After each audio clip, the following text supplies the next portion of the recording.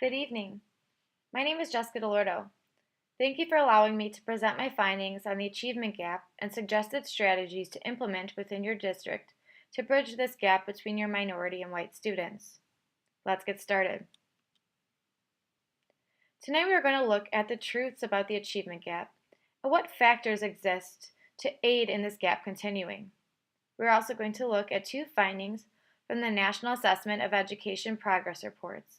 These reports break down the achievement gap between Hispanic and white students, as well as Black and white students. Then we will review information from two high schools that were interviewed on strategies implemented to decrease the achievement gap.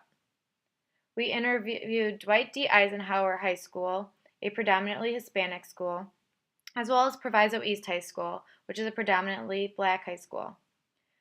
Finally, we will discuss strategies that will benefit your school in closing the achievement gap. The truth. The truth is, Hispanic and Black students continue to achieve at a much lower rate than their white counterparts.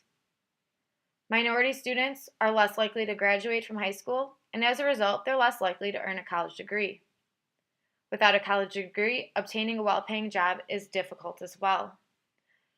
Different factors have been identified in students' lives that contribute to this achievement gap.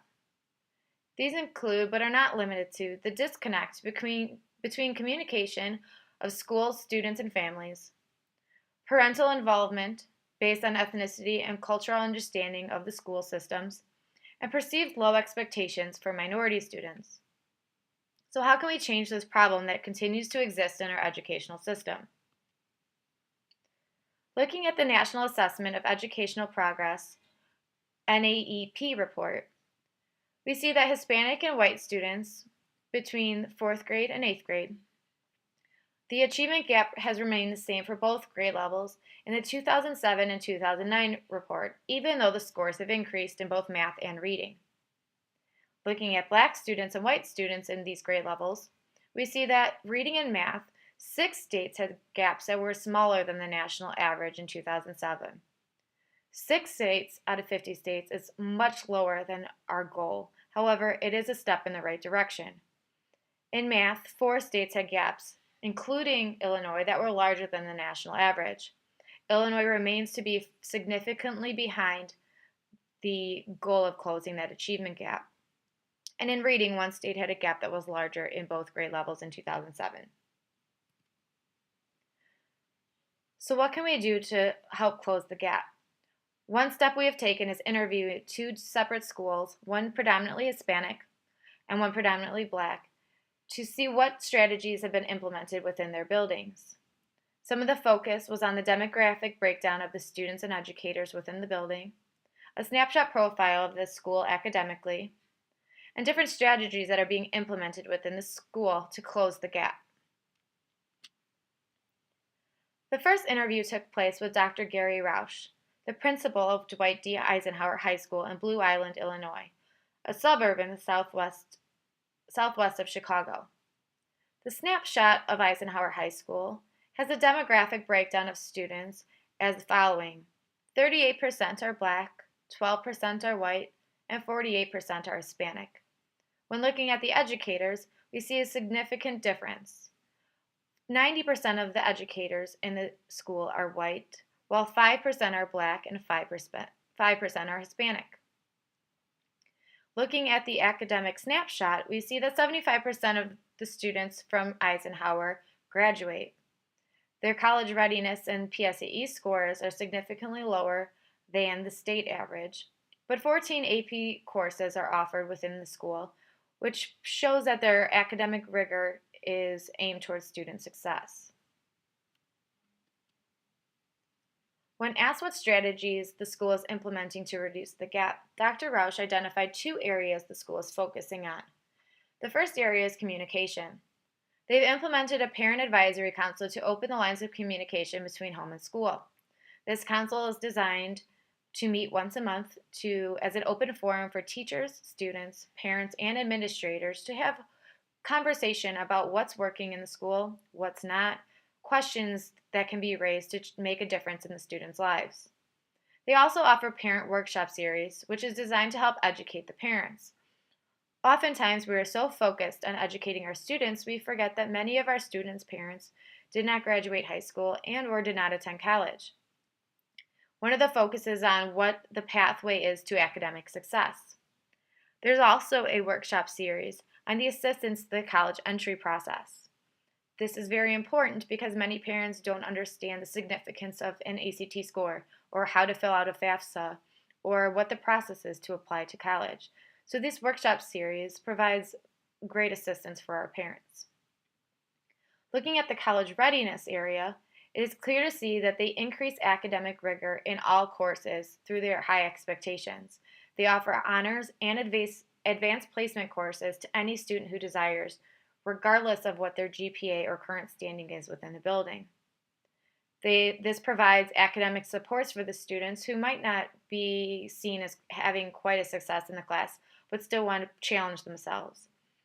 Workroom, or an advisory type of class, they have assignments that are designated by area of deficiency. So if a student is struggling in science, they'll be assigned to a classroom where the teacher is proficient in science to assist in closing that gap.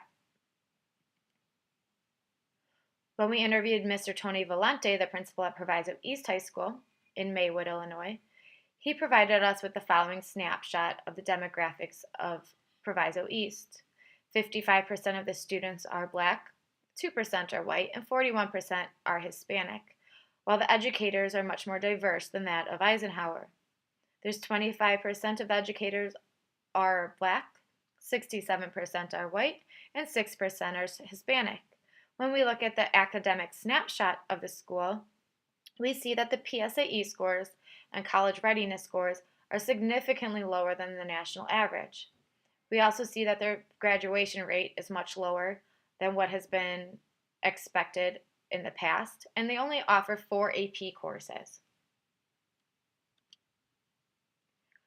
Mr. Valente focused on the following areas as ways that their school is working to reduce the achievement gap. An intervention program such as night school works very well for their population because many of their students are forced to take a job to help support their family. Therefore, they struggle to get up in the morning and do not have success during the regular school day. So they attend school after school hours from 3 to 7 p.m. and it is receiving the same courses, the same workload, and they're able to potentially graduate when they complete their night school courses. They also offer ACT test preparation and peer tutoring before and after school. One of their large focuses is on extracurricular participation. Students are encouraged to participate in both academic and athletic extracurricular activities to maintain passing grades. In order to be eligible to participate in these extracurriculars, they need to have passing grades. So between their coaches, sponsors, and peers, more students can pass that are involved. They also focus on the acknowledgement of excellence. Students that are on the honor roll receive special privileges throughout the school day. What can be done within your school? One of the focuses is on administrative leadership.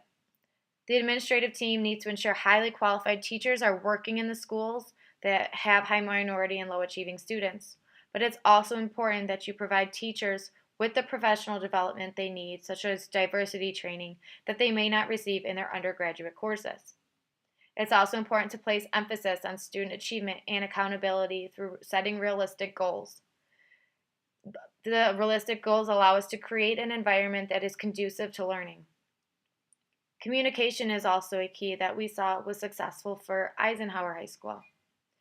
Maintaining lines of communication between home and school through both oral conversation or parent advisory groups has proven to be successful.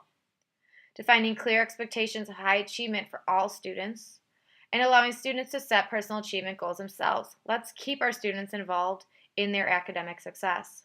And then altering times of events so more parents and guardians can attend different events. Another strategy is allowing peer or tutoring or mentoring programs to exist. This suggests that older students take on a leadership role to work with underclassmen who are struggling academically. This helps build relationships, build positive environment within the school.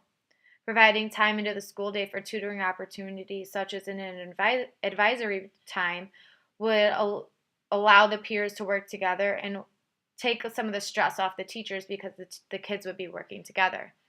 Also, working with community organizations such as YMCA and Big Brothers, Big Sisters of America will help these students build relationships that they might not otherwise be receiving at home or in school and guide them in appropriate decision making.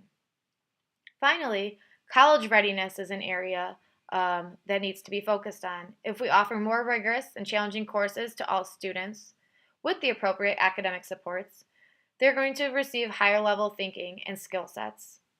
This also encourages more students to be involved academically or athletically to increase chances for student success.